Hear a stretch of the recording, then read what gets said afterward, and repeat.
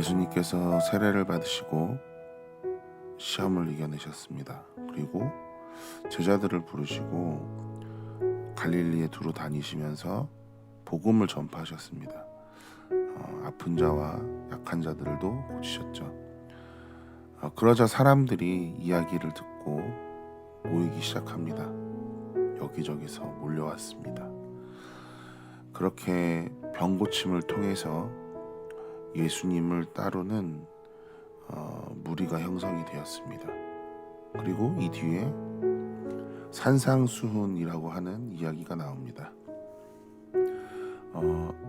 예수님께서 세례를 받으시고 시험을 이겨내시고 제자들을 부르신 다음에 가장 먼저 하신 것이 바로 아픈 자를 고치시는 거였죠. 왜 병든 자를, 아픈 자를 먼저 고치셨을까? 당연히 이들을 사랑하시기 때문이겠죠. 그런데 이 병듦, 아픔, 이런 것들이 이 당시에는 죄로부터 왔다고 생각을 했어요. 심지어 그들의 가난함, 그리고 과부가 되는 이유, 이 모든 것들이 하나님으로부터 저주를 받았다, 죄를 지었기 때문에 저주를 받았다라고 생각한 것입니다. 그런데 예수님이 오셔서 아픈 사람들을 고치셨어요. 방금 말씀드린 이야기의 관점으로 보면 하나님이 저주를 주시고 예수님이 저주를 푸신 거죠. 자, 그럼 이들에게 죄가 떠나가게 된 거예요. 예수님의 병 고치심 사역은 이러한 관점으로 이해하면 더 이야기가 재밌어집니다. 마태복음에 세례 요한이 예수님이 오시기 전에 뭐라고 하냐면 회개하라, 죄를 용서받아라는 거죠. 그래서 지금 죄를 용서하시는 분이 오는데 그분이 바로 예수님이다, 이걸 보여주는 겁니다. 자, 부활 승천 후에 예수님께서 부활 승천하신 후에 베드로가 뭐라고 하냐면 회개하라, 그리스도 예수를 주로 고백하고 죄사함을 받으라고 합니다. 자, 그런데 다 떠나서 제자들의 입장에서 예수님을 따라다니면서 이 죄사함의 기적을 봤을 거 아니에요. 정말 놀라운 기적인 거예요.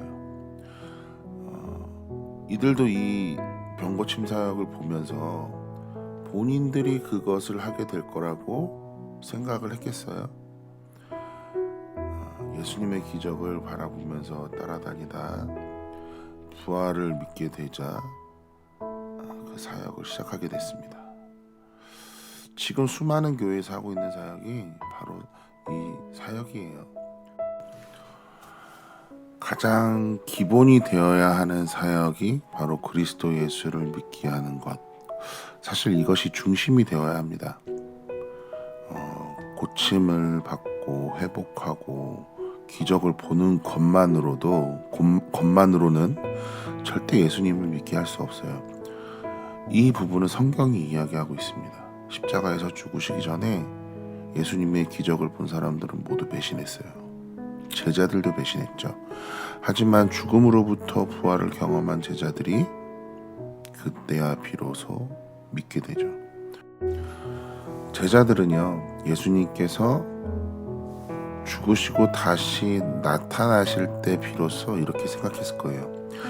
예수님 정말 하나님이셨구나. 예수님 정말 하나님의 아들이셨구나. 이러한 믿음이 생기도록 도와주는 사람들이 바로 목사님들, 그리고 장로님들, 권사님들, 집사님들, 이런 교회 성도님들의 기본적인 역할이라고 저는 생각을 합니다. 저는 예배 사역자들은 찬양을 통해서 마음을 치유하는 역할도 해야 한다고 조금 생각해요. 그리고 그 위로에 그리스도의 위로가 전해져야 된다고 생각하는 편입니다. 아픈 마음, 힘든 마음 포함해서 믿지 않은 사람들이 믿게 하는 찬양, 물론 어렵죠. 이상적인 이야기일 수도 있습니다. 그런데 우리가 노래를 해야 할 이유를 하나님을 향해서 하는 이유 말고 다른 하나를 더 찾는다면 마음이 아픈 자를 위로하는, 위로가 필요한 자들, 그들에게 할 수 있지 않을까. 그들에게 너의 마음을 치료해주는 분이 예수님이라는 것, 이거를 전해보는 예배 사역자들이 되면 어떨까 하는 생각이 듭니다. 우선 소속된 교회나 팀에서 자신의 음악을 통해 서로에게 위로와 편안함을 주고 그 영향력으로 예배에 섰을 때 그 찬양을 듣는 사람들이 점점점 많아지지 않을까라는 생각이 들어요. 우리의 찬양으로 당연히 죄사함의 능력을 발휘할 수는 없습니다. 용서는 예수님을 믿음으로 자신의 죄를 회개할 때 죄사함이 일어나는 건데요. 찬양을 통해서 이 말씀의 역할을 하려면 우리가 찬양을 통해서 예수님께로 인도를 해야 하는 거죠. 우리가 우리의 찬양을 통해 청중들에게 죄를 회개할 수 있도록 만들어줘야 그 역할을 하지 않나 생각이 들어요.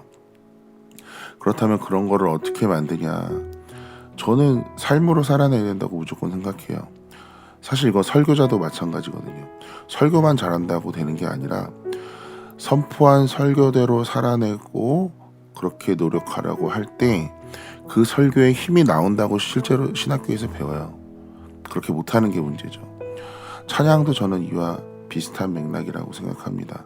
우리의 삶으로 선포하는 찬양을 따라 경건하게 살고 예배자의 삶을 실천하고 노력하면 찬양을 하면서 복음을 전하는 삶을 실천하고자 하는 우리들의 예배 사역자들의 신앙생활을 하나님께서 정말 알아주시지 않을까 하는 생각이 듭니다. 오늘은 우선 우리의 마음을 잘못을 하나님께 회개하는 시간을 좀 가져보시고 여러분의 음악을 하는 데 있어서 마음의 에너지를 어디에 쏟아야 할지 고민해 보시고 오늘 금요 철야에 가셔서 한번 그 마음을 쏟아보는 시간이 됐으면 어떨까 합니다. 오늘 하루도 금요 철야 잘 감당하시기를 기도하겠습니다.